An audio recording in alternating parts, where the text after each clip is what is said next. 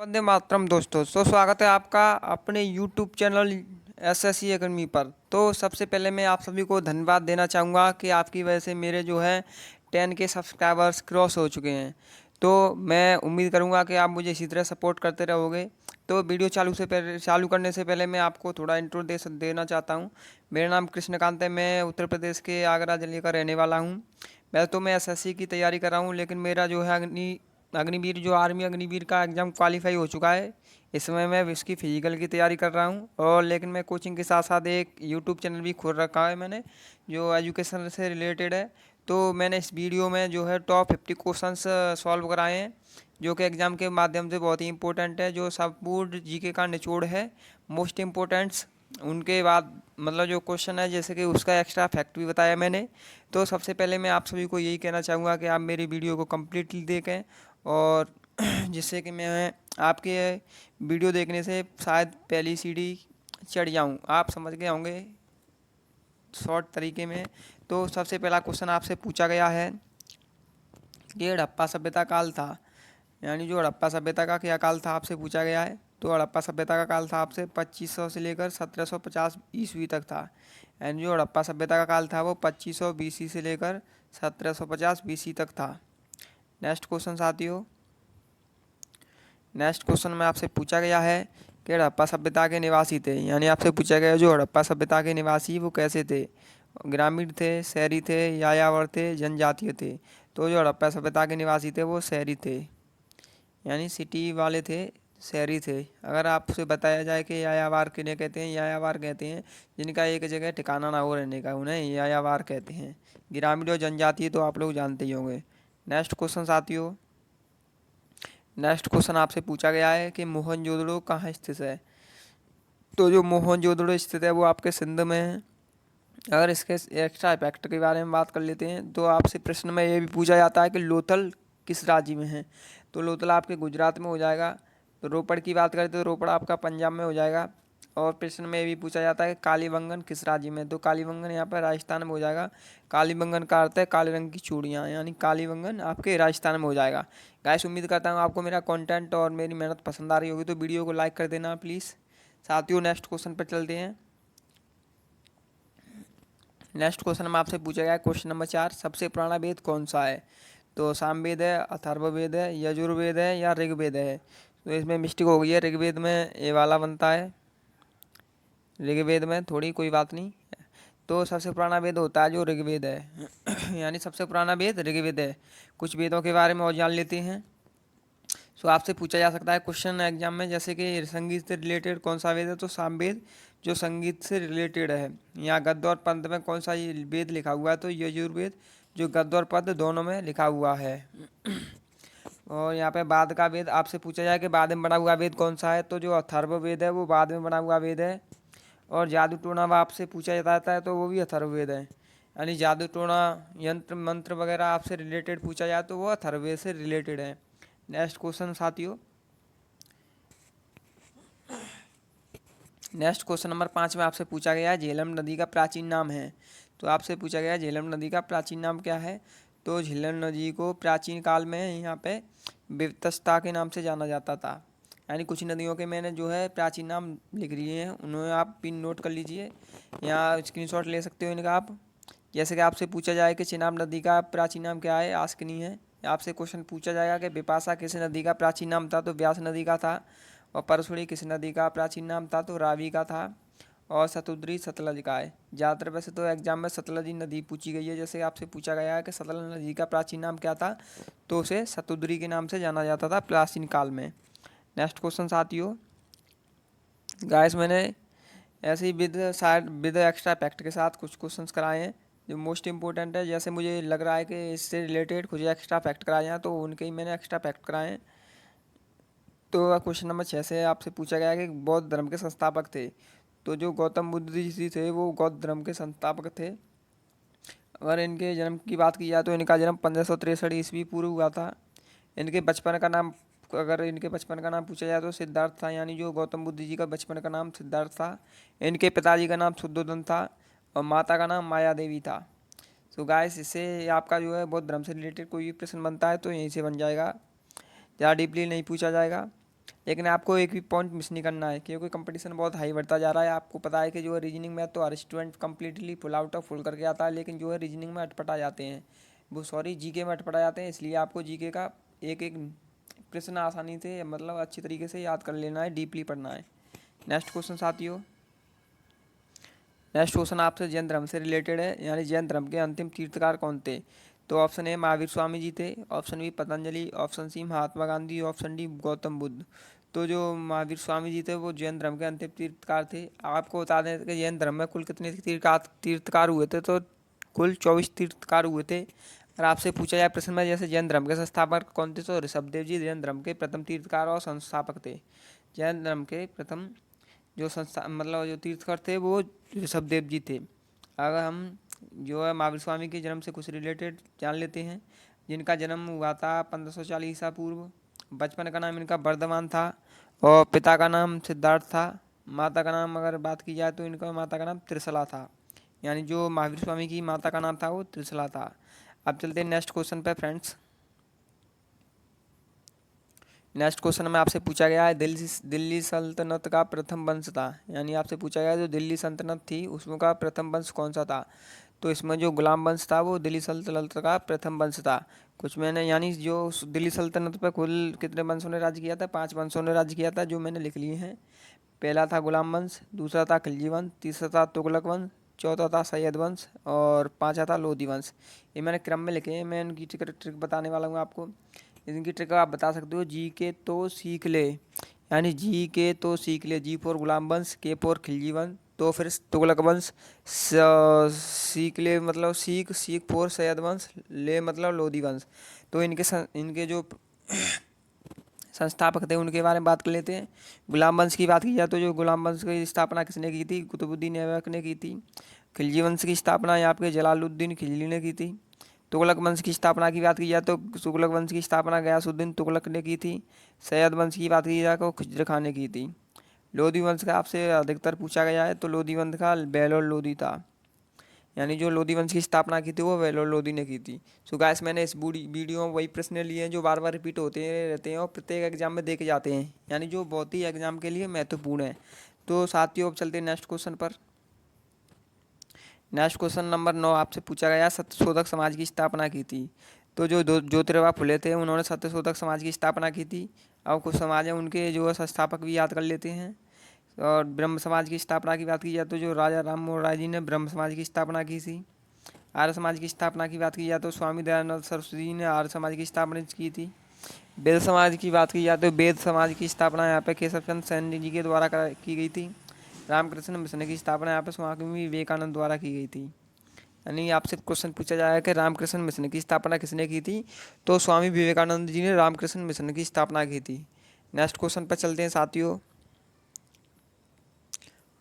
मैं उम्मीद करता हूँ आपको वीडियो अच्छी लग रही होगी, तो वीडियो को लाइक कर दें प्लीज़। क्वेश्चन नंबर 10 में आपसे पूछा गया पानीपत का प्रथम युद्ध कब हुआ? तो जो 1526 ईस्वी में यहाँ पे पानीपत का युद्ध होता है। पानीपत के कुछ युद्ध और कुछ अलग युद्धों के बारे में बात कर लेते हैं। तो पानीपत का दूसरा युद्ध की बात करें तो ये आपका 1556 ईस्वी में हुआ था। पानीपत का तीसरे युद्ध की बात करें तो आपका 1761 में हुआ था। प्लासी का युद्ध आपके 1757 में हुआ था।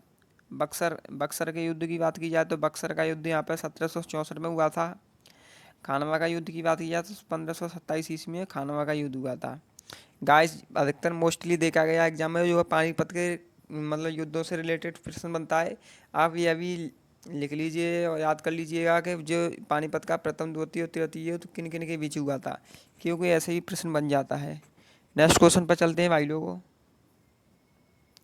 नेक्स्ट क्वेश्चन नंबर 11 आपसे पूछा गया है जय जवान जय किसान का नारा दिया। तो जो हमारे लाल बहादुर शास्त्री थे उन्होंने जय जवान जय किसान का नारा दिया था। और जो पंडित जवाहरलाल नेहरू जी की बात की जाए तो इन्होंने कहा था आराम आराम है, यानी जो आराम आराम है का नारा यहाँ पे जवाहरलाल नेहरू जी ने दिया था। सुभाष चंद्र बोस ने दिया था तुम मुझे खून दो मैं तुम्हें आज़ादी दूंगा। महात्मा गांधी जी ने कहा था कि भारत छोड़ो आंदोलन मतलब भारत छोड़ो का नारा महात्मा गांधी ने दिया था। और इन्होंने हे राम भी कहा था, यानी जिनके मुंह बोला शब्द है हे राम। सो गाइस, अब चलते हैं नेक्स्ट क्वेश्चन पर।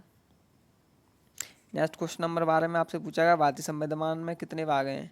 तो 24 भाग हैं, 22 भाग हैं, 20 भाग हैं या 18 भाग हैं? तो भारतीय संविधान में मोस्टली आपके 22 भाग हैं, यानी 22 भाग हैं। आपसे अगर 22 भाग ऑप्शन ना देके यहाँ पे 25 दे दो तो आप 25 को टिक कर दीजिएगा, क्योंकि ऐसा है जो कुछ भाग ऐसे हैं जैसे 5 का 6 का जो कुछ भी कर दें उनको मतलब का खा में मिला के 25 हो गए हैं। 3 भाग इस प्रकार बढ़ा दिए गए हैं, इसलिए मोस्टली तो 22 ही हैं, लेकिन जो उनके पार्ट्स हैं उन इनको भी जोड़ा जाए तो 25 हो जाते हैं। इसलिए आपको क्वेश्चन में अगर 22 ऑप्शन ना दिया तो 25 को टिक मार दें। और अनुच्छेदों की बात की जाए तो 395, लेकिन जो आपको पता होगा कि 448 करीबन हो गए, लेकिन वो इसी तरह हुए हैं उनके पार्ट को यानी भागों में बंटकर। अनुसूचियों की बात की जाए तो 12 है। मोस्ट इम्पोर्टेंट क्वेश्चन आपका, जो इसके संविधान बनाने के लिए जो समिति बनाई गई थी उसमें कितनी महिला थी, तो उसमें 15 महिला थी। नेक्स्ट क्वेश्चन साथियों, नेक्स्ट क्वेश्चन आपसे पूछा गया है संचालन समिति के अध्यक्ष कौन थे। तो जो राजेंद्र प्रसाद जी थे तो वो संचालन समिति के अध्यक्ष थे। कुछ समितियों के अध्यक्षों के बारे में और जान लेते हैं। जो संघीय समिति जैसे थी उसके अध्यक्ष कौन थे, तो उसके अध्यक्ष पंडित जवाहरलाल नेहरू जी थे। प्रांतीय समिति के अध्यक्षों की बात की जाए तो सरदार वल्लभ भाई पटेल जो प्रांतीय समिति के अध्यक्ष थे। प्रारूप समिति के अध्यक्ष जो भीमराव अम्बेडकर जी थे, जिन्हें संविधान का पितामह कहा जाता है, यानी संविधान के जन्मदाता जिन्हें जो भीमराव अम्बेडकर जी हैं उन्हें कहा जाता है। ये प्रारूप समिति के अध्यक्ष भी थे। नेक्स्ट क्वेश्चन साथियों, नेक्स्ट क्वेश्चन आपसे पूछा गया है कि भारतीय संविधान के भाग 1 में है, यानी आपसे पूछा गया है जो भारतीय संविधान के भाग हैं उनमें से भाग 1 में क्या दिया गया है। तो जो संघ एवं राज्य क्षेत्र, या बोल सकते हो आप संघ एवं उसका राज्य क्षेत्र जो है भाग 1 में दिया गया है। कुछ भागों के बारे में और जान लेते हैं। जैसे भाग 2 की बात की जाए तो भाग 2 में नागरिकता दी गई है। भाग 3 की बात की जाए तो भाग 3 में मौलिक अधिकार दिए गए हैं। भाग 4 की बात की जाए तो उसमें मूल कर्तव्य दिए गए हैं। भाग 9 की बात की जाए तो पंचायत हैं। और भाग 17 में आपकी राजभाषा। कभी कभी प्रश्न ये भी पूछ लेता है कि मौलिक अधिकार कहाँ से लिए गए हैं, तो मौलिक अधिकार आपके अमेरिका से लिए गए हैं। अगर मौलिक कर्तव्यों की बात करें कि मौलिक कर्तव्य कहाँ से लिए गए हैं, तो ये आपके रूस से लिए गए हैं।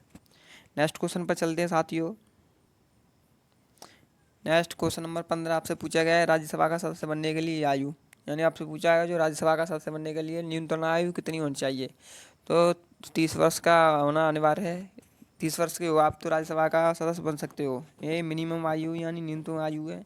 अब कुछ जानकारी और ले लेते हैं। जैसे प्रधानमंत्री बनने के लिए, उसके प्रधानमंत्री पद के लिए आयु कितनी होनी चाहिए, तो 25 वर्ष होनी चाहिए। राष्ट्रपति पद के लिए कितनी उम्र होनी चाहिए, 35 वर्ष होनी चाहिए। लोकसभा का सदस्य बनने के लिए 25 वर्ष। राज्यपाल बनने के लिए 35 वर्ष। आपसे क्वेश्चन पूछा जाएगा कि राज्यपाल पद हेतु न्यूनतम आयु कितनी होनी चाहिए, तो 35 वर्ष होनी चाहिए। नेक्स्ट क्वेश्चन साथियों, नेक्स्ट क्वेश्चन नंबर 16 में आपसे पूछा गया है राष्ट्रीय आपात किस अनुच्छेद में है। तो जो राष्ट्रीय आपात है वो आपके अनुच्छेद 352 में है। कुछ इंपोर्टेंट अनुच्छेदों के बारे में और जानकारी ले लेते हैं। अनुच्छेद 356 की बात की जाए तो इस पर राष्ट्रपति शासन आता है। अनुच्छेद 360 में आपका वित्तीय आपात हो गया। अनुच्छेद 76 में आपका महान्यायवादी से रिलेटेड होगा, यानी महान्यायवादी होगा भारत का, इसमें ये लिखा है। अनुच्छेद 72 में आपका समाधान की शक्ति, जो कि जैसे कि राष्ट्रपति को प्राप्त है, भारत के राष्ट्रपति को प्राप्त है समाधान की शक्ति। जैसे किसी व्यक्ति को अगर फांसी की सजा मिल गई है तो वो अनुच्छेद 72 के तहत उसे फांसी से बचा सकता है, यानी फांसी को कैंसिल करवा सकता है, उसे माफ कर सकता है। इसलिए समाधान की शक्ति यहाँ पे अनुच्छेद 72 में दी गई है। नेक्स्ट प्रश्न भाइयों, नेक्स्ट प्रश्न नंबर 17 में आपसे पूछा गया है नीति आयोग की स्थापना कब हुई थी। ऑप्शन ए 2018 में, 2020 में, 2015 में, 2014 में। तो जो नीति आयोग की स्थापना होती है यहाँ पे 2015 में। बता दें कि ये योजना आयोग की स्थापना की गई थी। शायद योजना आयोग की भी स्थापना हुई थी 1950 या 51 में, लगभग 50 में हुई होगी। यहाँ से प्रश्न बनते हैं कि नीति आयोग के प्रथम अध्यक्ष कौन थे। तो प्रथम अध्यक्ष नरेंद्र मोदी जी थे। आपको ये पॉइंट और याद रखना है कि जो नीति आयोग है उसके अध्यक्ष होते हैं जो भारत के प्रधानमंत्री होते हैं। और उपाध्यक्ष की बात की जाए कि भारत जो नीति आयोग के प्रथम उपाध्यक्ष कौन थे, तो अरविंद पनगड़िया जी थे नीति आयोग के उपाध्यक्ष। नीति की फुल फॉर्म की बात करें तो नेशनल इंस्टीट्यूट ट्रांसफॉर्मिंग इंडिया होती है नीति की फुल फॉर्म। नेक्स्ट प्रश्न भाइयों, नेक्स्ट क्वेश्चन नंबर 18 में आपसे पूछा गया है कि भारत का राष्ट्रीय गान क्या है। तो जो जनगण मन है वो भारत का राष्ट्रीय गान है, जो रविंद्रनाथ टैगोर द्वारा लिखित है। ये 52 सेकंड में गाया जाता है। और राष्ट्रीय गीत की बात करें तो वंदे मातरम है, जिसे बंकिम चंद्र चटर्जी द्वारा किया गया था। ये 1 मिनट और 5 सेकंड में गाया जाता है, यानी 65 सेकंड में गाया जाता है। राष्ट्रीय झंडा आपका तिरंगा हो गया। राष्ट्रीय खेल की बात करें तो हॉकी हो गई। राष्ट्रीय पशु आपका बाघ हो गया। राष्ट्रीय जलीय जीव की बात करें तो डॉल्फिन हो गई। अगर राष्ट्र पक्षी भी पूछ लेता तो राष्ट्र पक्षी यहाँ पे पीकॉक होता है, यानी मोर होता है। नेक्स्ट प्रश्न साथियों, नेक्स्ट प्रश्न साथियों, क्वेश्चन नंबर 19 में आपसे पूछा गया है राष्ट्रगीत को कब अपनाया गया था। तो जो है राष्ट्रगीत आपका 26 जनवरी 1950 को अपनाया गया था। राष्ट्रगान की बात की जाती है, राष्ट्रगान आपका कब अपनाया गया था। तो 24 जनवरी 1950 को आपका राष्ट्रगान अपनाया गया था। और 26 जनवरी 1950 को आपका प्रतीक यानी जो राष्ट्र प्रतीक है उसे अपनाया गया था। कैलेंडर की बात की जाए तो 22 मार्च 1957 को अपनाया गया था। नदी यानी जो आपकी गंगा है, जो राष्ट्रीय नदी घोषित की गई थी, वो 4 नवंबर 2008 को घोषित की गई थी। अब चलते हैं नेक्स्ट प्रश्न पर साथियों। तो आपको उम्मीद करता हूँ कंटेंट पसंद आ रहा होगा, तो वीडियो को लाइक कर दें प्लीज़। नेक्स्ट क्वेश्चन भाइयों, नेक्स्ट क्वेश्चन हमें आपसे पूछा गया है भारत के प्रथम उपराष्ट्रपति कौन थे। तो ये जो राधाकृष्ण सर्वपल्ली थे, जो भारत के प्रथम उपराष्ट्रपति थे। और बात करते हैं जो भारत के प्रथम प्रधानमंत्री की, तो जो पंडित जवाहरलाल नेहरू जी थे वो भारत के प्रथम प्रधानमंत्री थे। गृह मंत्री की बात करें तो सरदार वल्लभ भाई पटेल थे, यानी जो गृह मंत्री थे। इन्हें सब पहले उप प्रधानमंत्री के नाम से भी जाना जाता था, यानी इस पद को जो समाप्त कर दिया गया है। राष्ट्रपति की बात करते तो राजेंद्र प्रसाद जी भारत के प्रथम राष्ट्रपति थे। रक्षा मंत्री थे जो बलदेव सिंह, जो भारत के प्रथम रक्षा मंत्री थे। नेक्स्ट प्रश्न भाइयों, नेक्स्ट प्रश्न आपसे पूछा गया है क्वेश्चन नंबर 21, भारतीय अर्थव्यवस्था कैसी है। तो ये भारतीय अर्थव्यवस्था है वो मिश्रित है, यानी जो भारतीय व्यवस्था है मिश्रित है, यानी जो निजी प्लस सरकारी दोनों का जो है जोड़कर ही मिश्रित बनी है, यानी जो सरकारी भी है और निजी भी है, प्राइवेट भी। नेक्स्ट क्वेश्चन साथियों, नेक्स्ट क्वेश्चन में आपसे पूछा गया है क्वेश्चन नंबर 22 में, निम्न में से किस राज्य की प्रति व्यक्ति आय सबसे अधिक है। तो जो गोवा एक मात्र ऐसा राज्य है जिसमें प्रति व्यक्ति की आय अधिक है। अब न्यूनतम आय की बात करें तो जो बिहार का प्रति व्यक्ति न्यूनतम आय है। अगर क्वेश्चन आपसे पूछा जाता है कि ड्रेन का सिद्धांत किसने दिया था, तो थ्योरी ऑफ डॉक्ट्राइन भी कहते हैं इसे, तो ये आपके दादा भाई नौरोजी जी ने दिया था। अगर क्वेश्चन आपसे ये भी पूछा जाता है कि CSO की स्थापना कब हुई थी, इसे केंद्रीय सांख्यिकी संगठन कहते हैं। इसकी स्थापना आपकी होती है 1951 में, यानी CSO की स्थापना यहाँ पे 1951 में हुई थी, जिसे केंद्रीय सांख्यिकी संगठन कहते हैं। नेक्स्ट प्रश्न भाई लोगों, नेक्स्ट क्वेश्चन नंबर 23 में आपसे पूछा गया है भारत का प्रथम बैंक था। तो बैंक ऑफ हिंदुस्तान था, कैनरा बैंक, या बैंक ऑफ इंडिया, या बैंक ऑफ बंगाल। तो बैंक ऑफ हिंदुस्तान जो भारत की प्रथम बैंक थी। अब कुछ बैंक और उनकी स्थापना वर्ष देख लेते हैं। यानी बना जो आपकी बैंक ऑफ हिंदुस्तान दी गई है उसकी स्थापना आपकी 1770 में हुई थी। अब पंजाब नेशनल बैंक की बात करें तो 1894 में इसकी स्थापना होती है। इंडियन फीमेल बैंक मतलब भारतीय महिला बैंक की बात करें तो 2013 में इसकी स्थापना हुई थी। रिजर्व बैंक ऑफ इंडिया की स्थापना हुई थी 1935 में। स्टेट बैंक ऑफ इंडिया की बात करें तो इसकी स्थापना आपकी 1955 में होती है। इनकी स्थापना आप वर्ष याद कर लीजिए, बहुत इंपॉर्टेंट है। अधिकतर SBI और RBI की याद कर लीजिए। नेक्स्ट प्रश्न पर चलते हैं भाई लोगों। प्रश्न नंबर 24 में आपसे पंचवर्षीय योजनाओं को जो चली थी 12 पंचवर्षीय योजना, उनकी मतलब जो ईयर बताई गई हैं। जैसे कि प्रथम चली थी 1651 से 1951 से 1956 तक। और दूसरी चली थी 1956 से 1961 तक। तीसरी चली थी 1961 से 1966 तक। इस प्रकार चली थी। तो इनका आप स्क्रीनशॉट ले लीजिए, इनका स्क्रीनशॉट ले लीजिए, जिससे आपको प्रॉब्लम ना हो। मैं भी अगर एक एक करके कराऊंगा तो क्लास थोड़ी लंबी हो जाएगी। तो मैं आपसे फिर एक बार रिक्वेस्ट करता हूँ कि मेरी वीडियो को फुल वॉच कीजिए प्लीज़, जैसे कि मैं अपनी लाइव की पहली सीढ़ी पर चढ़ जाऊँ। नेक्स्ट क्वेश्चन पर चलते हैं साथियों। नेक्स्ट क्वेश्चन नंबर 25 में आपसे पूछा गया सेबी का मुख्यालय कहाँ पर है। तो option A Mumbai, option B है नई दिल्ली, ऑप्शन सी है प्रयागराज, ऑप्शन डी है बेंगलुरु। तो जो सेबी का मुख्यालय है वहाँ मुंबई में है। अगर बात की जाए सेबी की स्थापना कब हुई थी, तो सेबी की स्थापना 1988 में हुई थी। और BSE यानी बॉम्बे स्टॉक एक्सचेंज की स्थापना की बात करें तो 1895 में हुई थी। GST की मतलब जो GST कब लागू की गई तो 1 जुलाई 2017 को GST लागू की गई थी।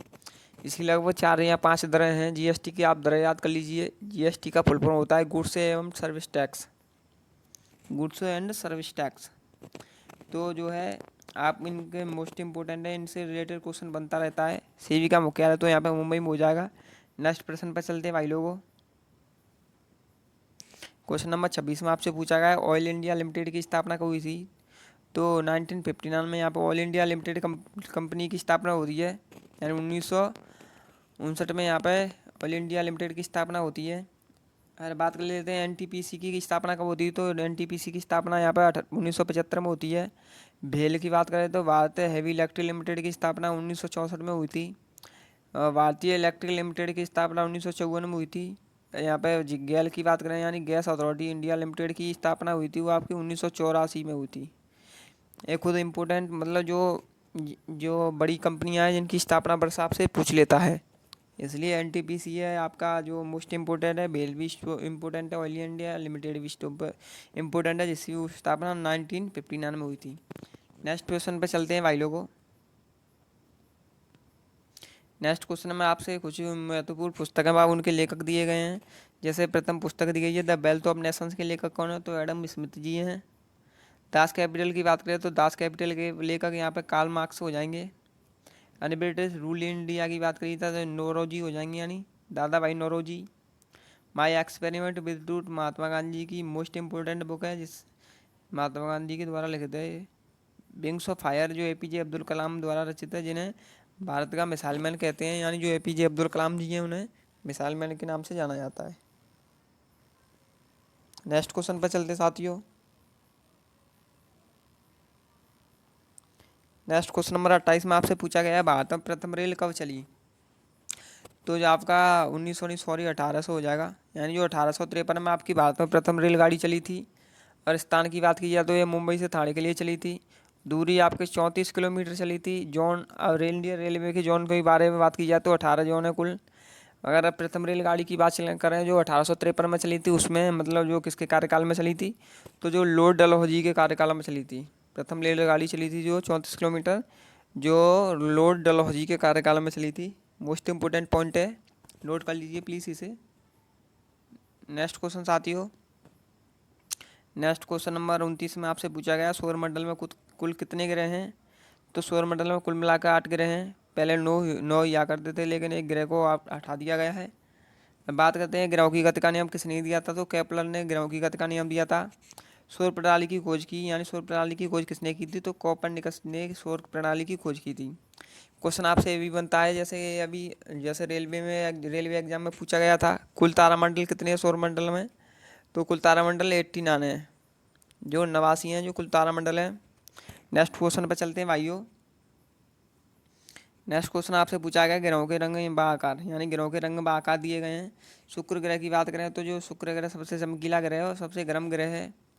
मंगल ग्रह की बात करें तो ये लाल ग्रह कहलाता है, यानी रेड प्लेनेट कहते हैं मंगल ग्रह को। शनि की बात करें तो ये लेटा हुआ ग्रह कहलाता है। वरुण हरे रंग का ग्रह है। बुध है जो सबसे छोटा ग्रह है। बृहस्पति सबसे बड़ा ग्रह है। मोस्ट इम्पोर्टेंट यहीं से बनता है प्रश्न, या सबसे छोटा ग्रह कौन सा है, तो सबसे छोटा ग्रह बुध हो जाएगा। सबसे बड़ा ग्रह की बात की जाए तो जो बृहस्पति है वो सबसे बड़ा ग्रह हो जाएगा।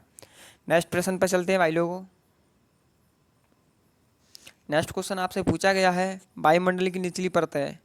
तो जो आपकी क्षोभमंडल है वो वायुमंडल की सबसे निचली परत है।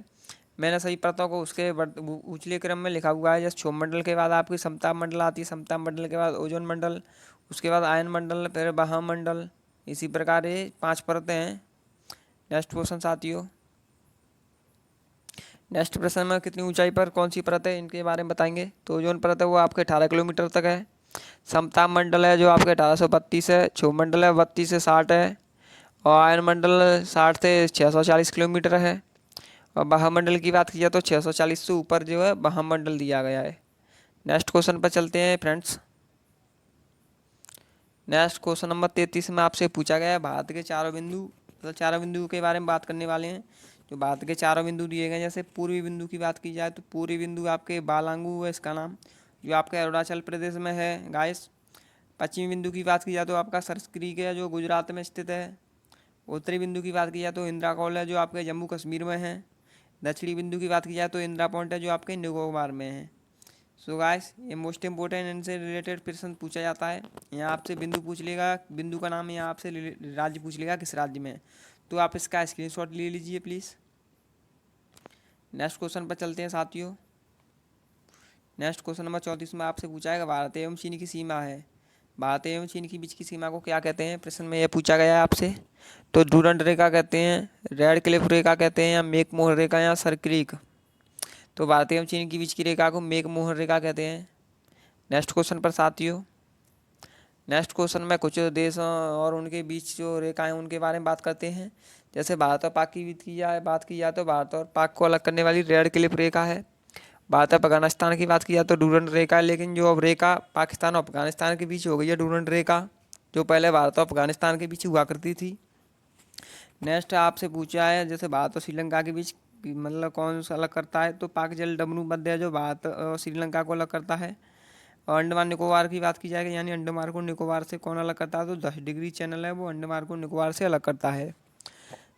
मोस्टली यहीं से प्रश्न बनने की उम्मीद ज़्यादा है, लेकिन कुछ डीपली भी पूछ लेता है कभी कभी, जैसे 8 डिग्री चैनल, 9 डिग्री चैनल, इनको भी आप याद कर लीजिए। सो गाइस अब चलते हैं नेक्स्ट प्रश्न पर। नेक्स्ट प्रश्न आपसे पूछा गया है क्वेश्चन नंबर 36 में, जोगियां गरसोप्पा जलप्रपात किस नदी पर है। तो जो जोगियां गरसोप्पा जलप्रपात है वो आपके श्रावती नदी पर है। कुछ और इम्पोर्टेंट जलप्रपातों के बारे में बात कर लेते हैं, जैसे कि शिव समुद्रम जलप्रपात किस नदी पर है, तो ये आपके कावेरी नदी पर है। धुआंधार जलप्रपात की बात करी जाए तो ये नर्मदा नदी पर हो जाएगा। उंडरू की बात की जाए तो स्वर्ण रेखा पे होगा। चूलिया जो आपके चंबल नदी पर है, यानी जो चूलिया जलप्रपात है वो आपके चंबल नदी पर स्थित है। सो गाइस आप इसका स्क्रीनशॉट ले सकते हो आसानी से। नेक्स्ट प्रश्न पर चलते हैं भाई लोगों। उम्मीद करता हूँ आपको मेरा कंटेंट पसंद आ रहा होगा, और पसंद आ रहा हो तो वीडियो को लाइक कर दीजिए और वीडियो को फुल वॉच कीजिए प्लीज़। क्वेश्चन नंबर 37 में आपसे पूछा गया है विटामिन डी का रासायनिक नाम है। तो जो विटामिन डी का रासायनिक नाम है वो कैल्सीफेरॉल हो जाएगा। कुछ विटामिन और उनके रासायनिक नाम मैंने नोट किए हैं, जैसे आप देख सकते हो। विटामिन ए का रासायनिक नाम है रेटिनॉल। विटामिन ई का आपका थायमीन। विटामिन सी का यहाँ पे एस्कॉर्बिक अम्ल हो जाएगा। और विटामिन ई की बात की जाए तो टैकोफेरॉल हो जाएगा। विटामिन के की बात की जाए तो नेप्टोक्विनोन।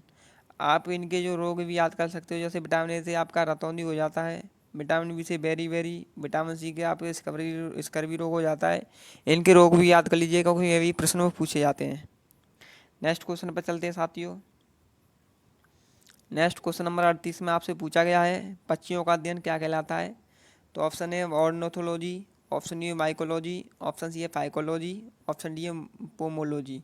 तो जो पक्षियों का अध्ययन होता है वो ऑर्निथोलॉजी कहा जाता है। और जैसे कि बात की जाए कि मछली पालन को क्या कहते हैं, तो मछली पालन को एपीकल्चर कहते हैं। वो सॉरी मधुमक्खी पालन को एपीकल्चर कहते हैं। मछली पालन को पीसीकल्चर कहते हैं। रेशम पालन को आपसे बात की जाए तो रेशम पालन को सेरीकल्चर कहा जाता है। यहाँ आपसे पूछा जाए फलों के अध्ययन को क्या कहते हैं, तो फलों के अध्ययन को पोमोलॉजी कहते हैं। शैवालों के अध्ययन को फाइकोलॉजी, और जो कवक हैं कवकों के अध्ययन को यहाँ पे माइकोलॉजी हो जाएगा। नहीं, शैवालों के अध्ययन को माइकोलॉजी हो जाएगा। आपसे ये भी पूछ लेता है कि ऊतकों के अध्ययन को क्या कहते हैं, तो ऊतकों के अध्ययन को हिस्टोलॉजी कहा जाता है, यानी जो ऊतक होते हैं उसके अध्ययन को हिस्टोलॉजी कहा जाता है। नेक्स्ट क्वेश्चन साथियों, क्वेश्चन नंबर 29 में कुछ जीवों के रासायनिक नाम दिए हैं।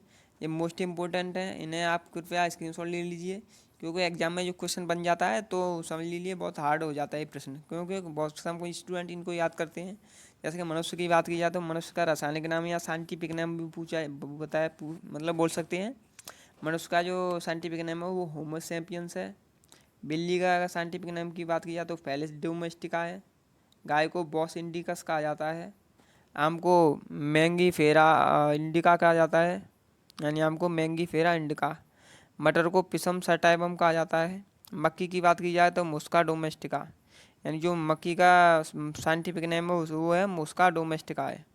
आप इसका स्क्रीनशॉट ले लीजिए प्लीज़। नेक्स्ट क्वेश्चन पर चलते साथियों। नेक्स्ट क्वेश्चन नंबर 40 में आपसे पूछा गया है धामन सोडा का रासायनिक नाम है, यानी जो धामन सोडा का रासायनिक का नाम क्या है। तो धामन सोडा का रासायनिक नाम यहाँ पर सोडियम कार्बोनेट हो जाएगा। सोडियम बाइकार्बोनेट की बात की जाए तो ये खाने वाला सोडा होता है, जिसे यानी जो सोडियम बाइकार्बोनेट कहा जाता है खाने वाला सोडा होता है। कैल्शियम ऑक्सीक्लोराइड की बात की जाए तो व्यंजक चूर्ण का होता है रासायनिक नाम। अमोनियम क्लोराइड है जो आपके नौ सादर का होता है, यानी NH4Cl होता है वो नौ सादर का होता है। इनके रासायनिक केमिकल सूत्र भी आ जाते हैं, उन्हें भी आप कृपया याद कर लीजिए। मैं इसमें नई वीडियो में ला नहीं पाया हूँ उनको। नेक्स्ट क्वेश्चन पर चलते भाई लोगों।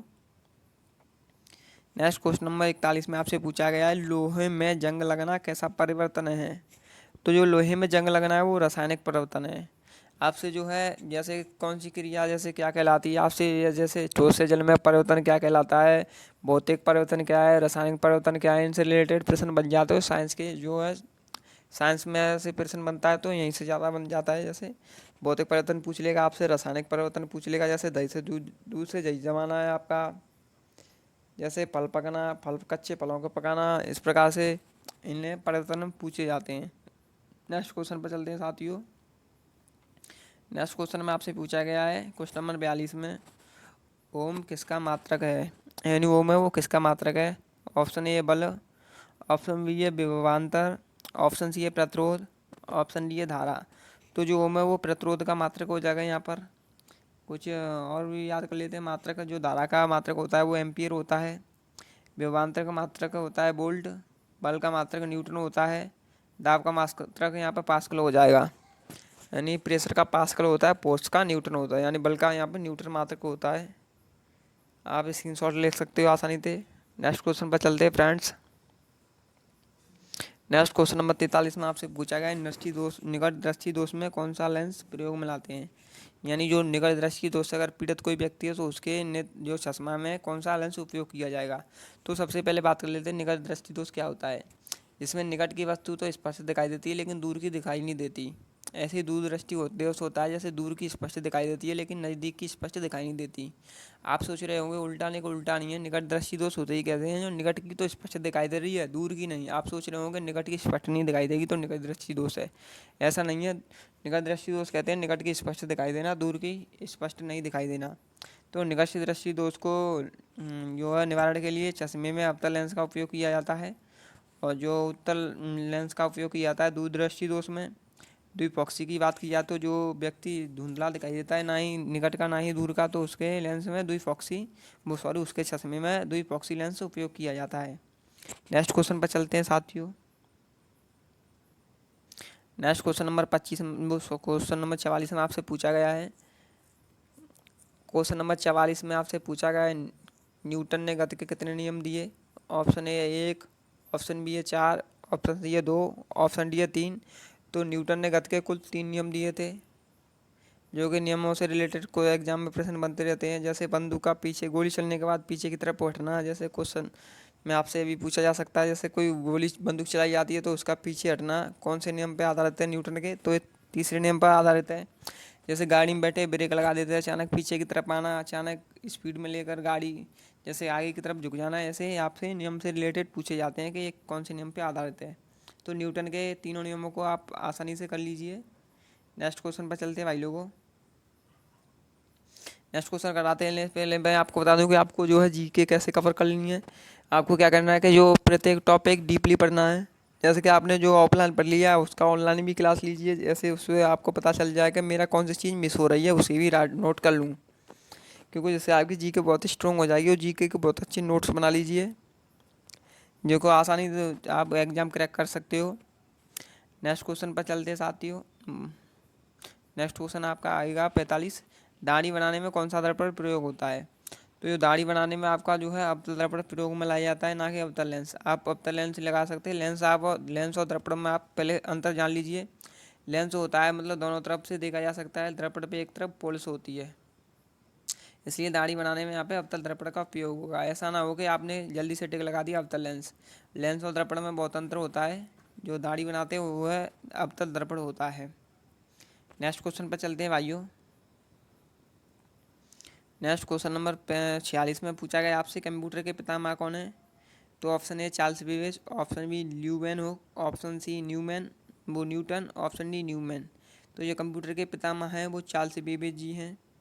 माना जाता है कि जो न्यूमैन नाम का आदमी था उसने जी कंप्यूटर बनाने में बहुत सहायता दी थी, यानी बहुत मदद की थी, लेकिन फिर भी जो कंप्यूटर के पितामह वो चार्ल्स बेबेज कहा जाता है।